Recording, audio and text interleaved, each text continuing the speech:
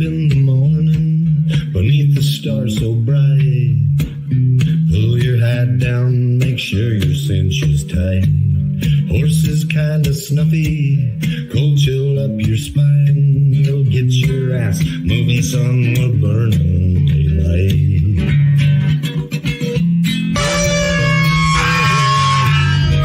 Howdy there, I'm Matt McKinley and we're burning daylight.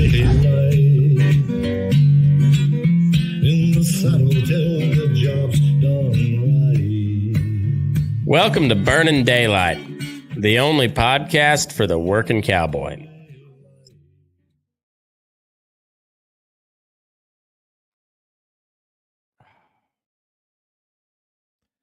Well, howdy there, daylight burners. Happy Friday. Hope you had a good week. It sure has been, well, it's been cooling off here lately. And speaking of which, it's still kind of a weird, a weird kind of like not quite fully cold, but it's not real hot anymore for sure. That's like 100% guaranteed. It's not hot, but it's not super cold. And yeah, either way, it's it got down to about 20 the other day, and it was about the same this morning. I think I might even been down in the teens. So I mean, it's plenty cold, and then when we're not quite ready for that yet, then it feels real cold. So yeah, I've been cold for the last couple days, but all that being said, we have got an election coming up. I don't know if you've heard. It hasn't been talked about a whole lot here as of recently, but we do have an election coming up, and yeah, it is what it is. Elections are elections, and it seems like the time between election seasons gets that time frame gets a little narrower all the time. So I'm sure come Tuesday, when everything closes down and votes get counted 3 years from now, finally, then maybe we'll get a break between election seasons. But until then, let's work with what we got, and rather than trying to parse through all the fucking polls and whatnot about who's gonna win, who's not. I found something here the other day that was just really, really interesting, and I was looking up stories for it was another episode where I was recording solo and I was looking for a little bit of inspiration. So I found out about a fella by the name of Skeet Jones, and he is out of Loving County, Texas. Loving County is what would you say? Loving County is,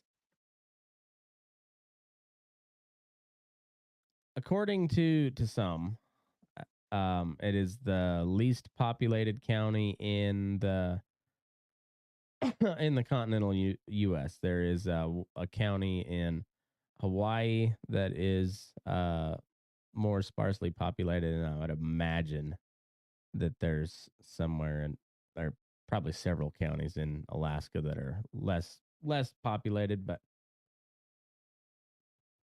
I didn't read into the semantics of the least populous county, because although I do have a little bit of the autism bug, I do know how to shut it off and focus on what's important, because sometimes you get caught up in the details and you miss the whole fucking point. So the big deal is whether or not it's kind of like Donald Trump with the size of his inauguration crowd, and what was it, the biggest ever? No, but who fucking cares? Honestly, like I don't care. I think he was the only one that actually cared, but because the left wing was just so immediately against him that like they made it into a big deal when it like shouldn't have ever made any sort of headlines, but whatever. Um that it's all semantics when you're talking about is it the officially the first or the smallest county, whatever. That being said, there are 57 residents there according to the US Census Bureau. It's and this is not a great picture. I'll find one here in a minute and get a better idea of where Loving County, Texas is. But Skeet Jones is the county judge, and he was arrested by the Southwest as like Southwest Cattle Raisers Association, um, who they have a law enforcement branch, um, and their officers are called special rangers, I believe. And so they're I believe that's a kind of what Boots was. So I believe they're like closely affiliated as Texas Rangers, but they're specifically on the they're a cow cop. And they anyway this cow cop arrests the county judge of Loving County, Texas, and three of his ranch hands for cattle rustling. And the more I dug into this story and the more I read about it, the the cattle rustling is the least of the problems here because unless the reporting has not been done, um, there doesn't seem to be a whole lot of uproar over the cattle themselves. So it's a weird story. And before we move on, I promise I'm gonna find you a good picture of where Loving County is because it's right up against the New Mexico line. But also it's it's kind of out. It's out in the desert. Maybe this is that'll that'll work. All right, so here it is for audio listeners. Apologize for you, but so anyway, the Panhandle go to the west edge of the Panhandle, go straight down until you make a left and head towards New Mexico. And it's not the county right there on that corner, but it's the next one to the west, and it's not very big as far as landmass goes, or as far as people go. And the thing about it is, it's right smack dab in the middle of oil country, and that's kind of where a lot of the sticky shit comes into play. But well, let's rewind. And so this is an article from NBC News from July 22nd of this year. So Mentone, Texas. There we go.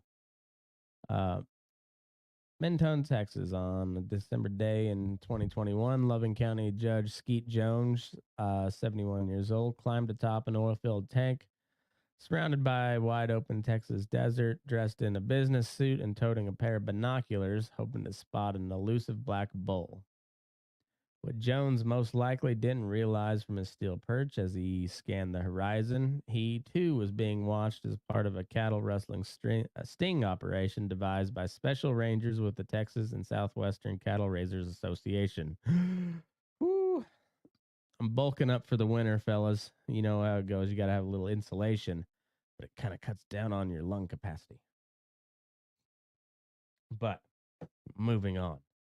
Um, What Jones most likely didn't realize from his steel perch as he scanned the horizon, he too was being watched as a part of a cattle rustling sting operation devised by special rangers with the Texas and Southwestern Cattle Raisers Association. The backstory of what led to the arrest of Jones, a former sheriff's deputy, and two ranch hands in May, is chronicled in a stack of warrants obtained by an NBC News. The documents detail a year-long investigation replete with confidential informants and a sting operation involving a reddish-brown cow, her calf, and the black yearling bull, all equipped with all equipped by the special rangers with microchips. The warrants allege that Jones and the ranch hands rounded up stray livestock in Loving and Pecos County and sold them at auctions in Texas, Oklahoma, and New Mexico without first notifying the sheriff's office of their rightful owners, a violation of the state law. Uh, so there's a picture of old Judge Jones right there, Skeet Jones, Skeet, motherfucker. Anyway, Jones, the scion of a prominent ranching family, and the top elected official in this sparsely populated West Texas county for the past 15 years, is charged with 3 felony counts of livestock theft and 1 count of engaging in organized crime, potentially facing decades in prison if convicted. Jones and the other defendants declined to comment. Jones's lawyer did not return phone calls. But Jones's supporters say he was set up. There's no question about that, said Steve Simonson, who is the Loving County attorney and married to a cousin of Jones. If you're a special ranger and you're really really interested in stopping rustling, you don't sneak out in the middle of the night and unload a bunch of cattle that you secretly microchipped, Simonson said. Jeremy Fuchs. That's what I'm going to call him because it just. Who's that? Oh, Jeremy Fuchs. Jeremy Fox, a spokesman for the Texas and Southwestern Cattle Raisers Association, a cadre of peace officers who specialize in agricultural crimes, said the organization stands by the arrests of the judge and the other defendants. Fox says said the investigation is ongoing and could result in more charges. Randy Reynolds, the district attorney in charge of prosecuting felony cases, did not return phone calls. None of the defendants have been indicted by a grand jury, which is the next step in the legal process. Loving County, the least populated county in the continental United States, had 57 residents of the latest U.S. Census Bureau estimate. Simonson said the county hasn't successfully impaneled a grand jury in about a year. All right, so we'll pause there for a minute. But the story, as you can tell, it's already getting pretty good. And as you can see, not much focus really on the cattle. And so I go through a couple of different articles here, but it's this is a really weird and it's a classic case of like small town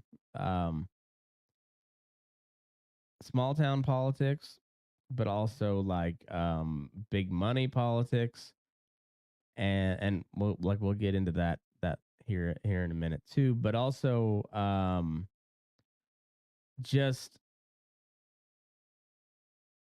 we're talking, Texas, West Texas, oil country. Like some of the most ardent Trump supporters probably I would bet you most of the characters in this story are they're probably in line with a lot of the hardcore Trump supporters and that the election was stolen.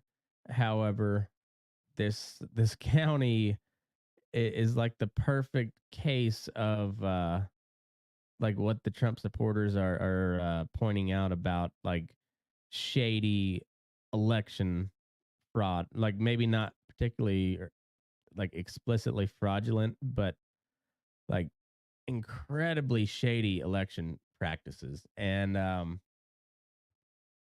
yeah, so anyways, it all starts with this arrest of cattle rustling, and it was a year-long sting operation that this guy embarked on. So we'll go ahead and continue with this story. Uh, the latest attempt on July 7th to get enough qualified grand jurors failed for two reasons, he said. Under Texas law, grand jurors cannot be related by blood or marriage, and they're required to reside within the county, which has become a flashpoint since the Loving County Justice of Peace in May sent four prospective jurors, including Jones's son and a county commissioner, to jail on a contempt order for allegedly not living there. I think they have their date wrong on when this happened because in another story. Anyway, we'll that date. I'm not sure if it's particularly relevant, but I think it is.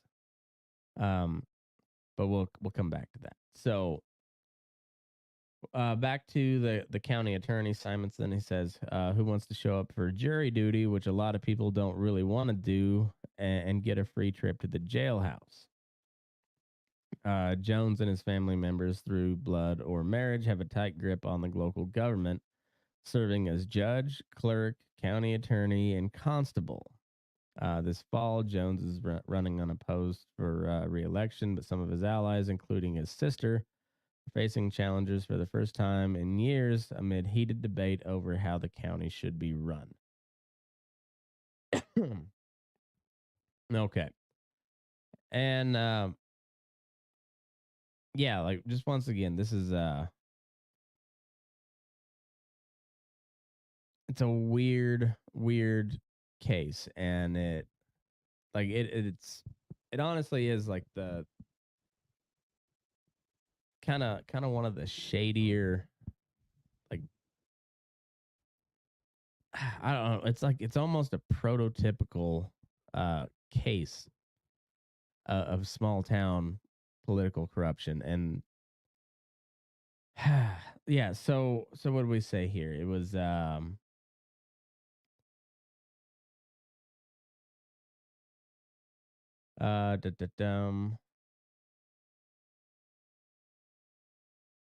all right, so we got Judge Skeet, then we got the clerk, county attorney, and the constable are all related to each other. And there's, according to the census, 57 residents. But in the 2020 election, 97 people were registered to vote and did vote. Nearly every election in Loving County, Texas, is 100% turnout, and in some years, more than 100% turnout. There is a let me find that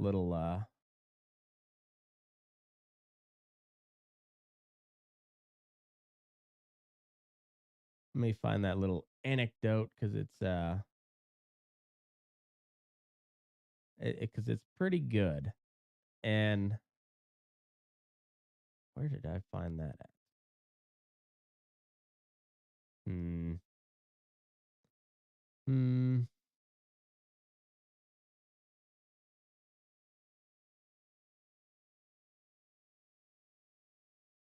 Well, shit. Um. Anyhow, there was an anecdote, kind of a joke that's a local joke around the area, that there was a young man sitting out in front of the courthouse, and he was crying and just in a bunch of tears, just beside himself. And somebody came up to him and said, "Well, son, are you hurt?" And he said, "No, ma'am, it's my daddy." And she said, "Well, what's wrong?" And he said, "Well, he's been dead for 20 years, but he made it back to vote and didn't even stop by to say hi." And yeah, like I said, this is probably really heavy Trump country, and there's a running joke in the area about dead people voting, and plenty of cases where they've uh they've had more people turn out to vote than than the census estimates or technically registered voters. And in particular, Texas, in response to the 2020 election, passed a law making it a little bit harder for you to uh, declare your residence in a place in Texas. So there was cases in bigger cities where hundreds of people had declared their residence at the same UPS PO box. And Loving County is not quite so sophisticated, but it's uh, it's a lot trickier than just setting up a PO box, because most of these folks have actual roots in that county. There's one town in Loving County. It's called Mentone, and it basically consists of the public buildings, the courthouse and the jail or whatever, and a convenience store and a restaurant, little cafe. Um, and outside of that, there is temporary housing for the Roughnecks. It's oil country, and with the onset of fracking, Loving County experienced quite a boom. In Texas, property taxes are kind of the driving, like the main source of revenue for the state. Whether there's no state income tax, however, there is typically a pretty high sales tax, and then the property taxes are incredibly high. And the more the value of your property goes up, of course, more the tax revenue goes up. And well, once they started fracking, Loving County is right there in the middle, like I said, in oil country. And now, in this little bitty county of 57 people, they have enough tax revenue from this fracking boom that they now manage a county budget of about $28 million annually, which is a lot. And more often than not, well, maybe not more often than not, but a lot of people whose family grew up there or moved in, and then they moved away, but they always file their residency there in Loving County. And then they'll make an appearance in the county once or twice a year, maybe, and just enough to say that, like, hey, I'm still here. And then typically they show up to vote, and then they come for the annual Christmas party. Well, that was all well and good until one family got too much power. This family in particular being the Joneses, and well, now we got us a squabble. Uh, but it all started with cattle rustling, right? So, uh, we'll we'll go on back to our story here, but it's funny how all this ties in. So, story behind the cattle sting starts on March 2nd, 2021, when Special Ranger Marty Baker, 58 years old, was dispatched from Midland, Texas, to Loving County to investigate the shooting deaths of five stray black stray cattle. Um, is obviously not a cattleman, because you would reverse that. You'd go stray black cattle. Um, maybe not. I don't know. That's how I'd say it. Stray black cattle. To each their own, though. You know, whole autism deal. Not to get too sidelined. Baker, who declined to be interviewed, arrived to find Jones and his ranch hands unloading the dead cattle onto a trailer to take them back to the P&M Jones family ranch. There is no indication from the records that the judge or the ranch hands had a role in the cow killings, which remain unsolved.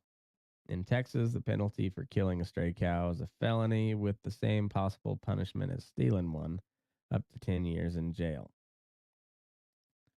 Baker wrote in the warrants that he had spoken briefly with the judge, whose late father, Elgin Punk Jones, served as a sheriff for 28 years.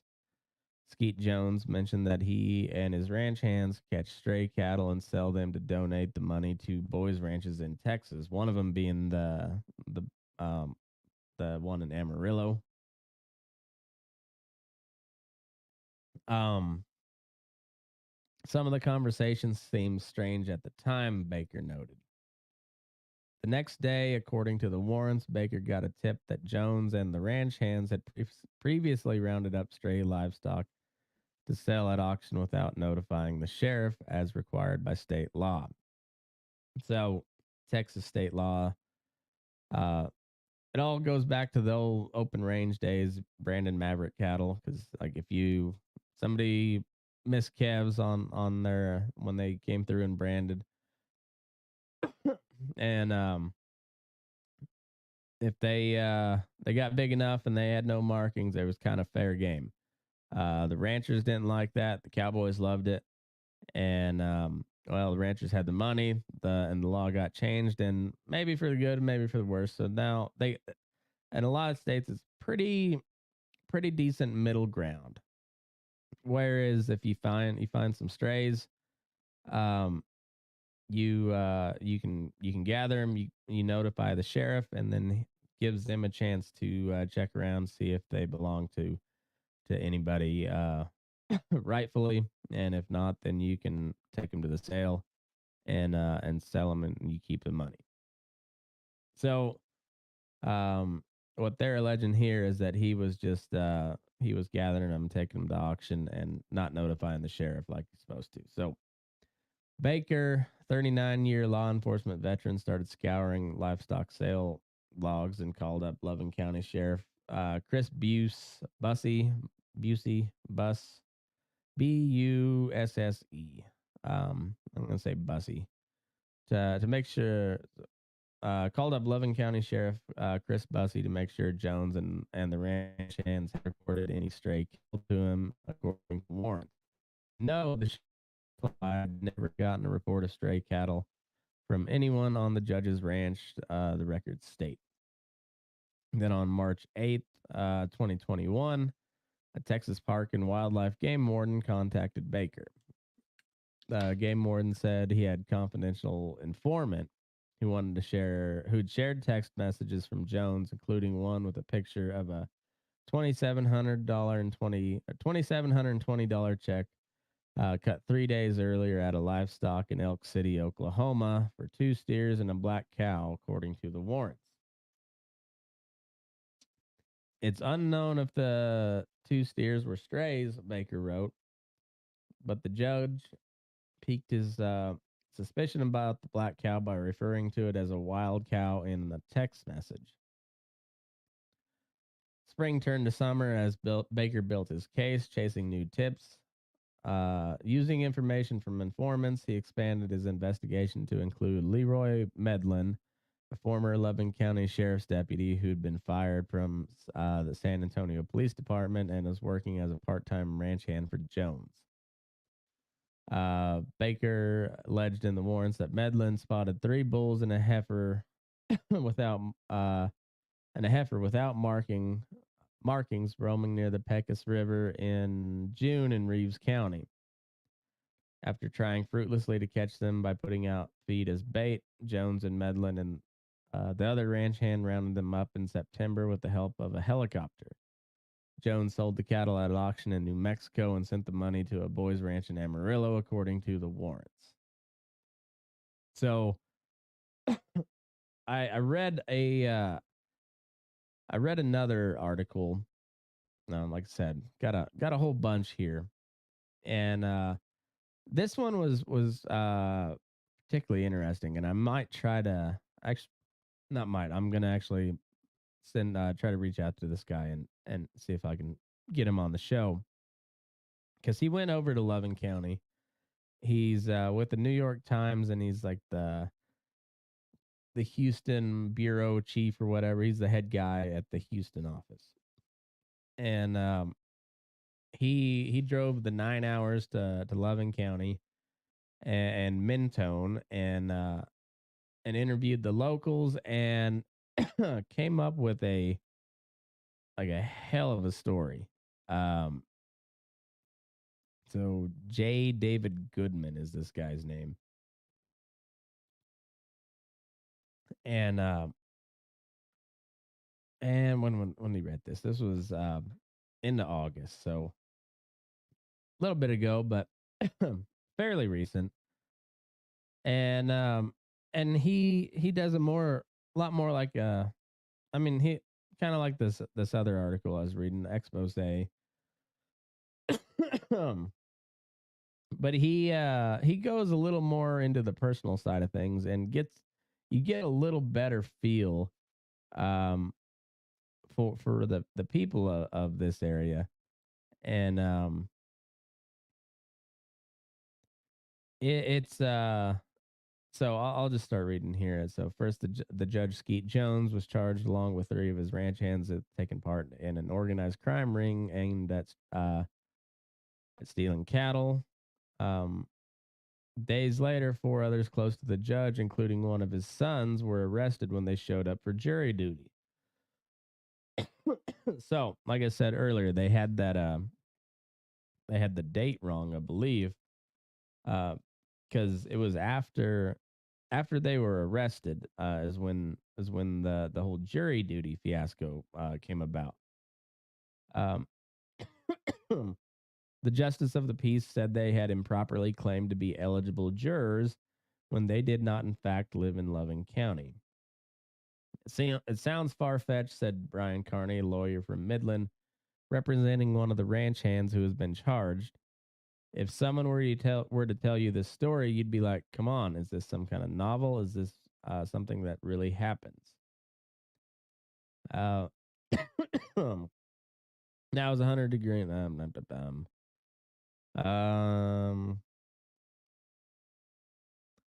for some in Loving County, the serial arrest provided a cautionary example of how law enforcement in a remote corner of rural America can be used to achieve political ends. For others, the arrest seemed like a necessary step to rein in county leaders who many believed had been skirting the rules. The depth of animosity, as well as the interconnectedness of almost everyone involved, becomes apparent when the sheriff temporarily barred one of the arrested ranch hands, a former deputy who has talked of running against the sheriff, from entering the county building that houses the sheriff's office, saying he would charge him with trespassing if he set foot inside. The only problem, that particular ranch hand is also the county's part-time custodian.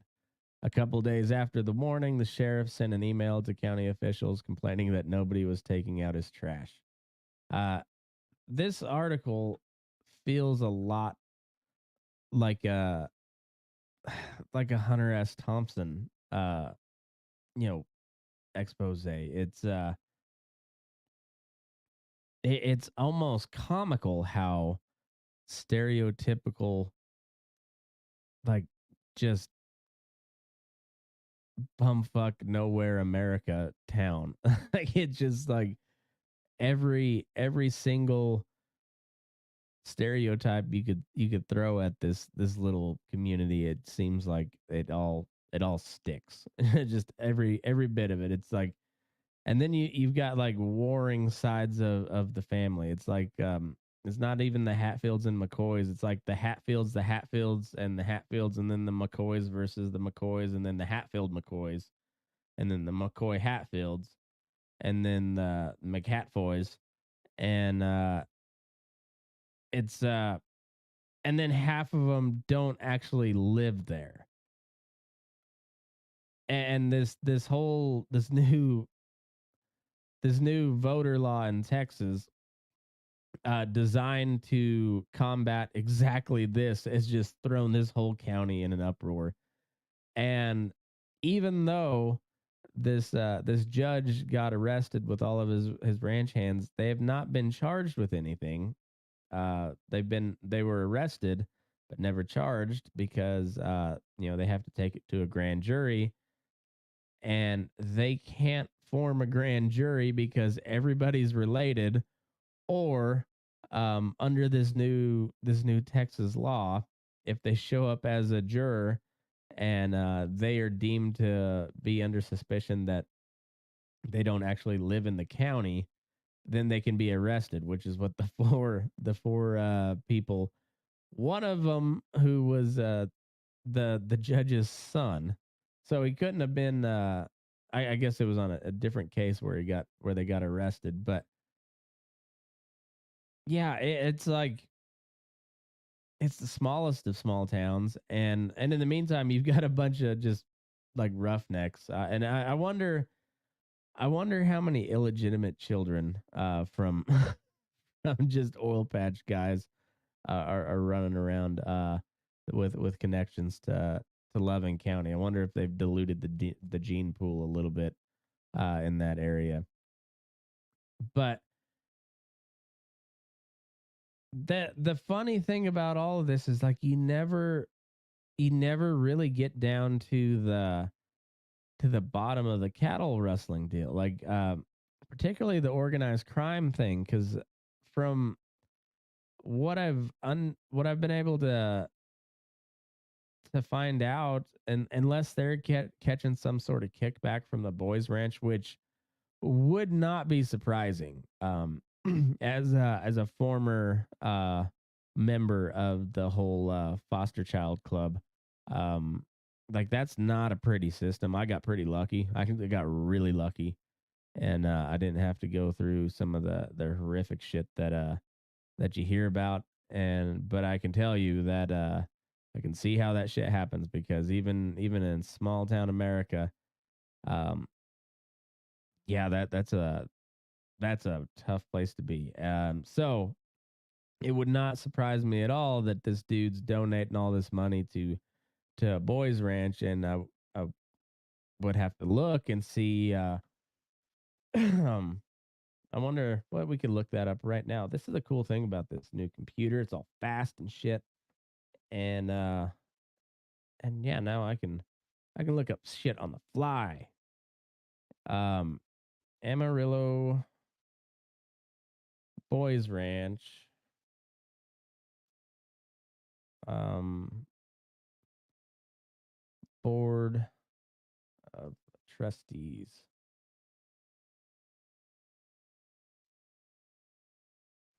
Board of Directors. There we go. Dun, dun, dun, dun. Cal Farley's Boys Ranch.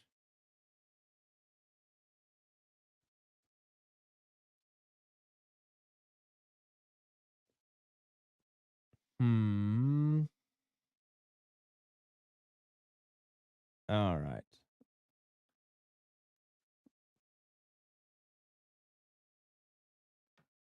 We got Lance Purcell, Julie Atterbury, Joseph Peterson, Needlecoff, Tanner Alexander, Michelle Bonner, Jane King, Mike King, Joe Lavelle, uh, Jeff Mitchell, Walter Price, Avery Rush, Ruth Hart, Schroeder, Shelton, Stapp, Stewart, Ware. Let's see. All right. So it doesn't look like he's on the board of directors. So we can rule out one avenue of corruption there. Only one. Um, so, but either way, it seemed like the proceeds of his supposed alleged theft um went back to boys ranches. So unless he's getting a kickback from that, and I don't, and from what I've understood is like there've been, you know, there had been anonymous tips or whatnot, maybe not anonymous, but there had been tips to this guy about them selling stray cattle. But I've not heard of like a victim come forth in any of this cattle theft. From what I understand is he simply didn't go through the proper channels, and had they done that, then maybe something would have come up, but also maybe not. We fed a couple of heifers on our feedlot for um close to a year before we finally got the okay to sell them. So I can see from their point of view where they work out a deal with the sheriff to just go ahead and do it, as you know, it's a scout's honor. We're not stealing anything, and it's a good old boys club, you know. So you scratch my back, I'll scratch yours, and we'll see you down at the cafe tomorrow, and we'll I'm sure. Uh, the sheriff, however, denies any of this happened. He said never, never, ever had they had a conversation. And if that's the case, then then this guy knew what he was doing, and he knew there probably was a rightful owner, because there always is a rightful owner of those cattle. Um, but he probably knew maybe that the minute the sheriff started asking around who was missing cattle, that was a paycheck out of those poor Boys Ranch boys' mouth, and possibly his pocket. Like I said, I'm not ruling it out because I know how shady that shit is. But it doesn't. I haven't seen any evidence to point that way. I'm just saying I'm not ruling it out. Not gonna rule it out. So anyhow, whether the sheriff was involved or not, I don't know.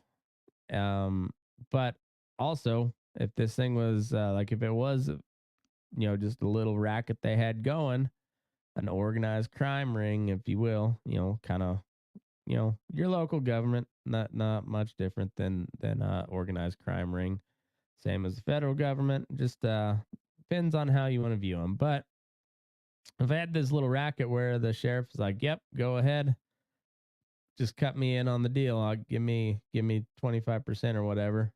And it's all good. And then as soon as somebody comes asking, that sheriff is like, no, I see nothing. I see nothing. And now they're really at like a Mexican standoff. Like it's it's kind of like a Mexican standoff meets a circular firing squad. You got like a circular Mexican standoff where everybody's just pointing at each other, and like shots have been fired and a couple people have been hit in the leg, but his butt a flesh wound and they're gonna be fine, and they've still got their gun pointed at everybody else. It's like it's like that scene from The Office where they're all just like yeah. That's kind of what this feels like. And the thing I want to know about the most is like, what are the numbers of cattle that we're talking about here?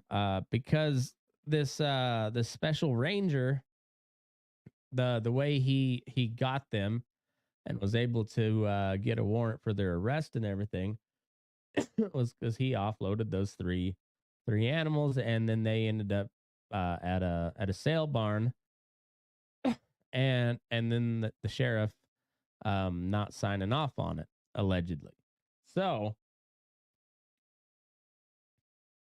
that's all we know about for sure is the three microchip cattle. And I guess there was a text message with the $2,700 check.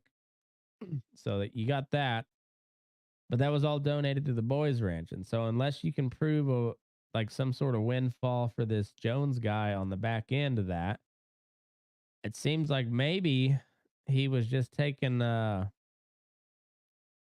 little light approach to skirting the law and helping out a good cause. But like I said, a lot of pieces of shit involved in the whole boys ranch foster kid uh situation, organization, mechanism. That whole thing was a little shady. So, but until you prove it, I don't know. There seems like kind of a victimless crime unless there's some ranchers stepping out and saying like, "Hey, that's about when some of my cattle went missing." And they could prove records and whatnot. Outside of that, I don't know what else do you have. And then you're at the quandary where like, how do you bring charges if you can't bring forth a jury, out of the limited pool that you have? And then particularly like when this law passed, the sheriff was on the horn with the Secretary of State's office about how to enforce it. And what they ended up doing was they made a list of people they suspected were not actual residents, but just listed the county as their residents for voting reasons. Everybody who's tied in with the company that is involving the oil business, so whether that be roads or water trucks or drilling rigs or whatever, anybody who was directly related to that is something like a $2 billion a year in this amount of money that comes from the oil industry in that county.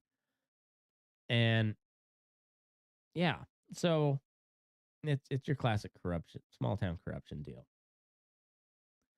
And how do they get a pool from that? And so the sheriff sent out 44 um like I guess notices that you have to come in person, sign your name, and swear under oath that you are a resident of the county.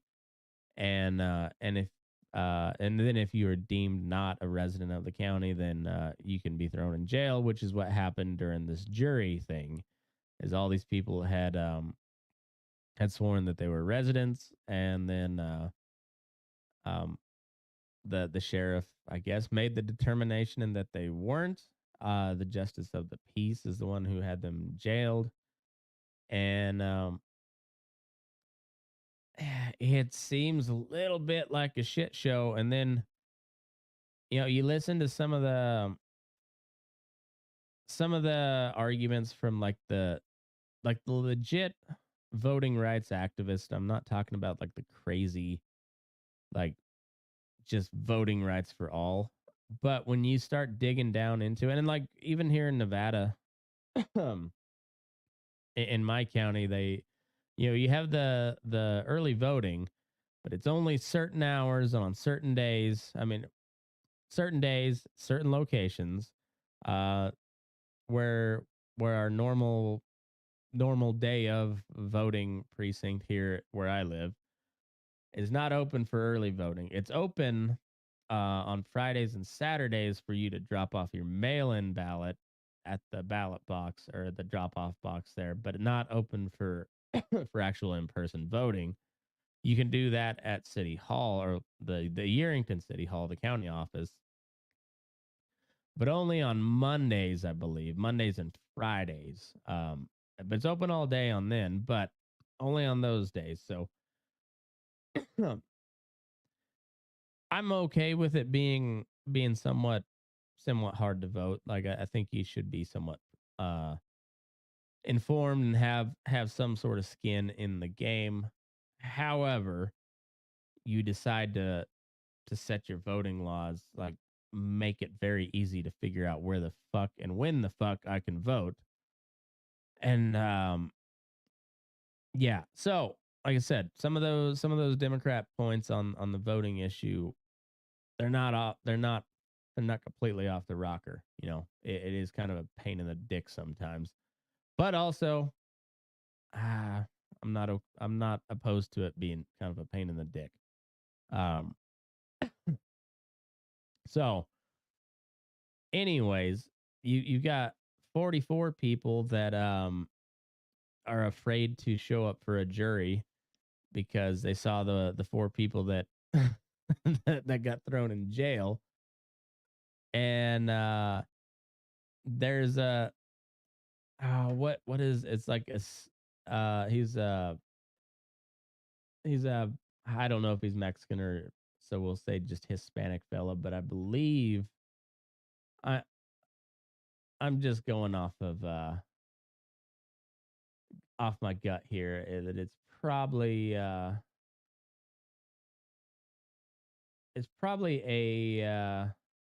Mexican fella. Renteria. Ysidro Renteria. He's a county commissioner in Loving County, but he lives in the other technically lives in the other county over. But this little loophole in the this new, like, real harsh, supposedly real harsh voter suppressive law in Texas. They left a little loophole, so like you have to have resided there or have intentions of returning to.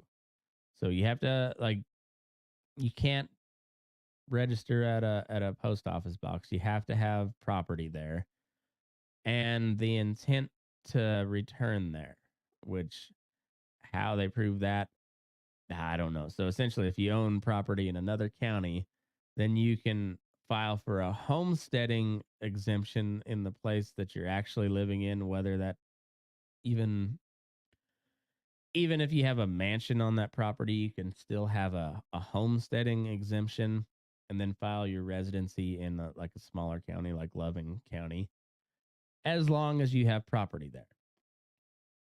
This Renteria fella, his family is multi generation there.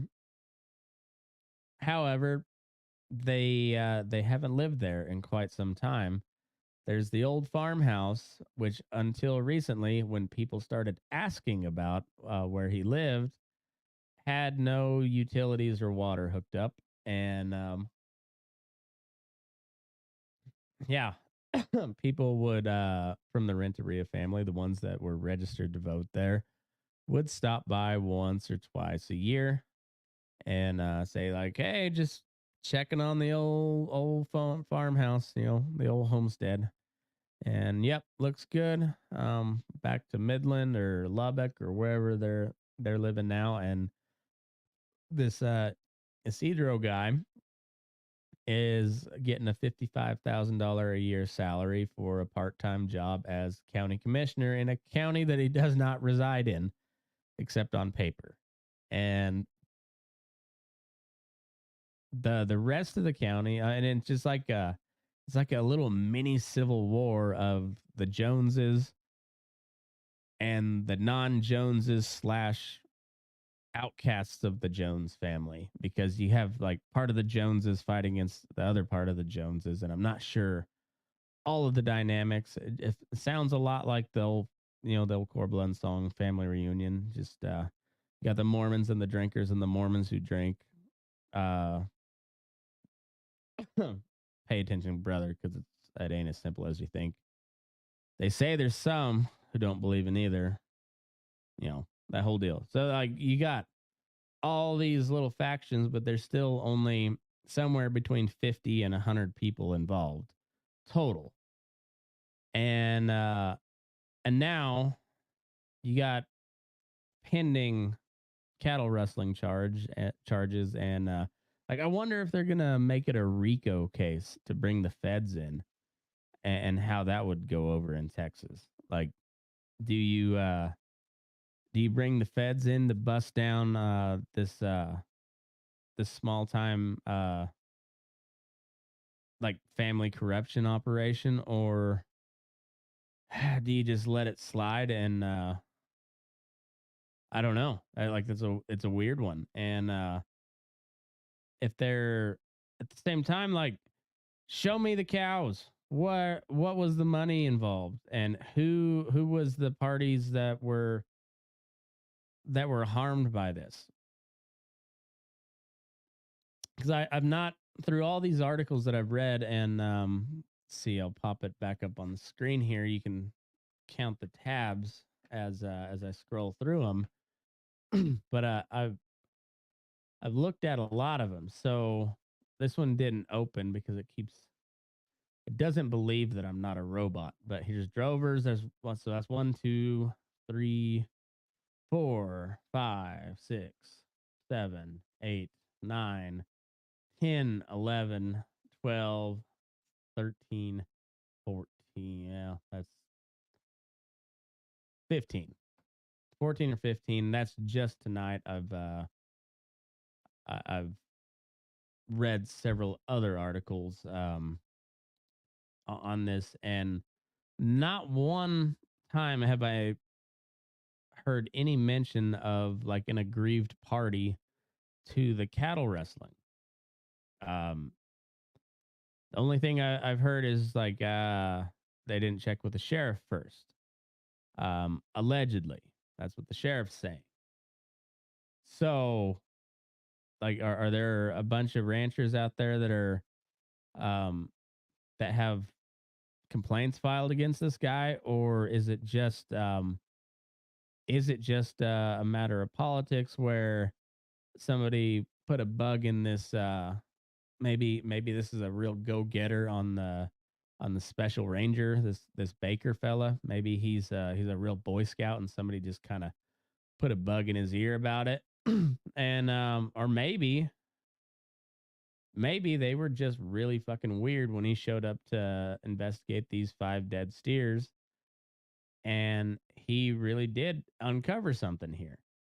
And they just, he's at the point where his hands are tied, because now, because of this shitty little county and their shitty little local politics, uh they can't even like bring it to court to like, hey, prove, prove your case, or plead your case. And no, so it's a fucking weird one. And this I think this guy's still on the ballot, I guess. Well, let's put the new computer to work. Let's look it up. Loving County, Texas, sample ballot 2022.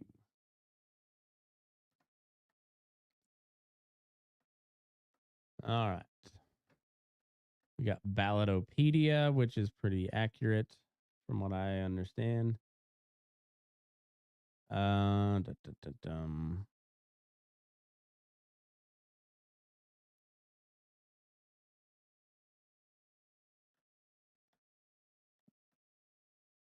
Here we go. Loving County, Texas.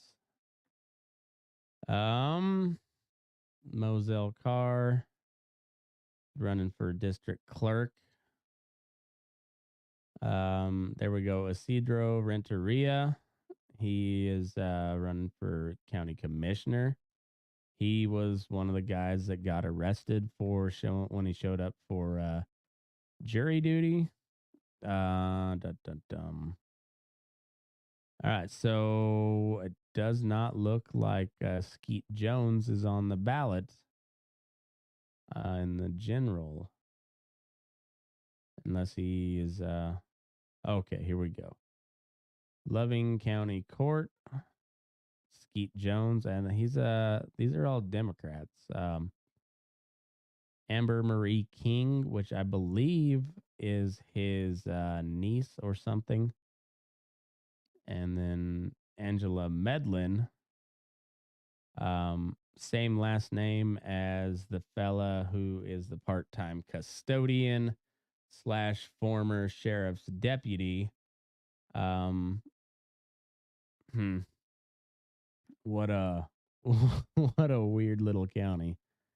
And I might have to come back every year just to see, or every election cycle, and see what the hell's going on with Loving County, Texas. And are there any more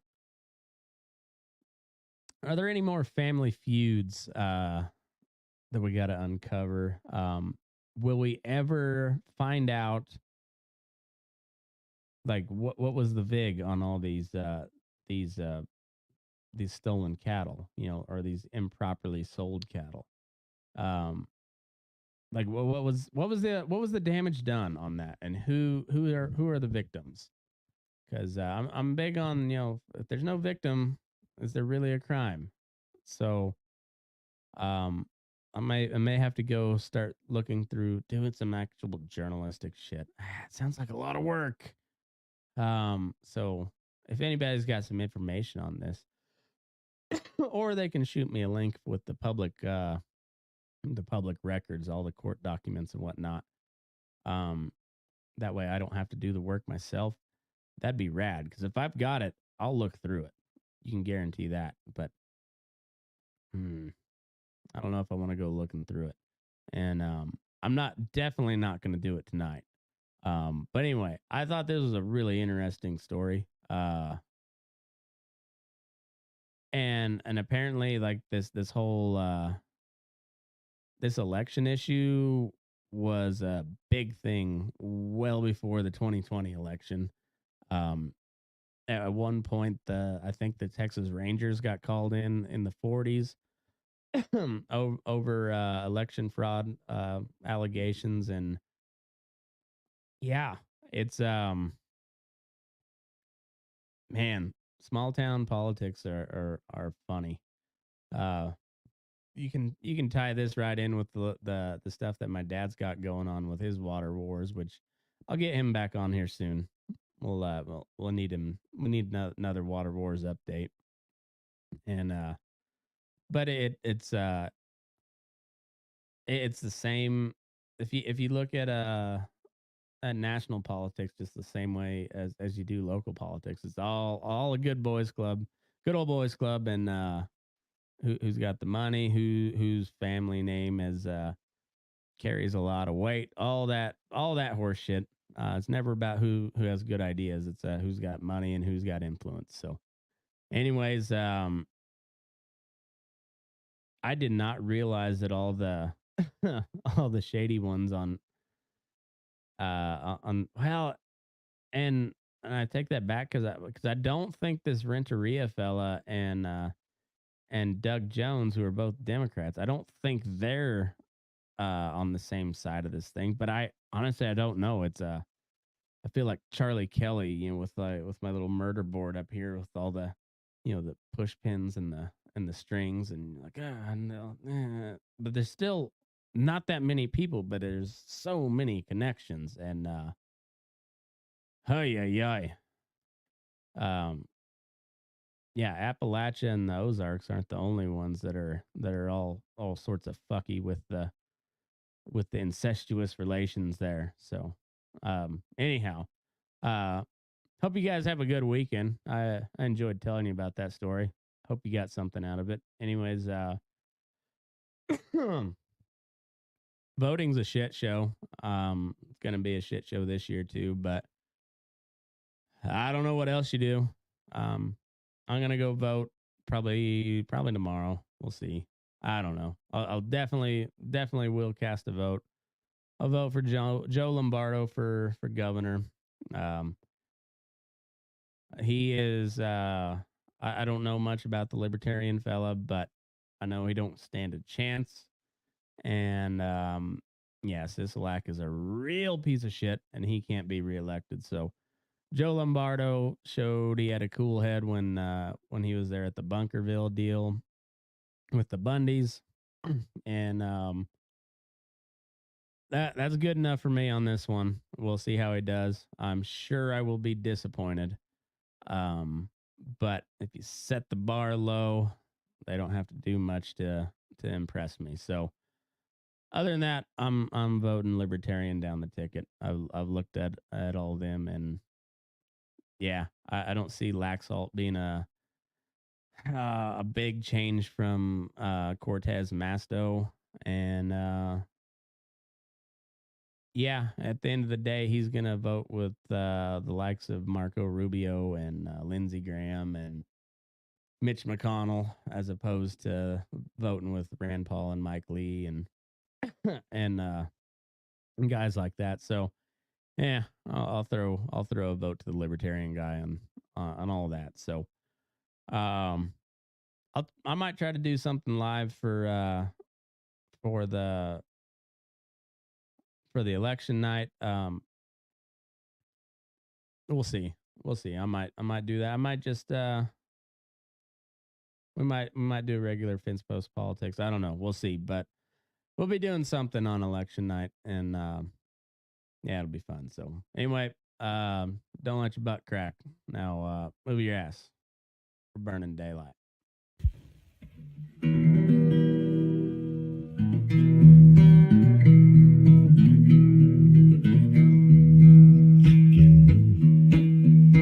Your eyes up in the morning, beneath the stars so bright.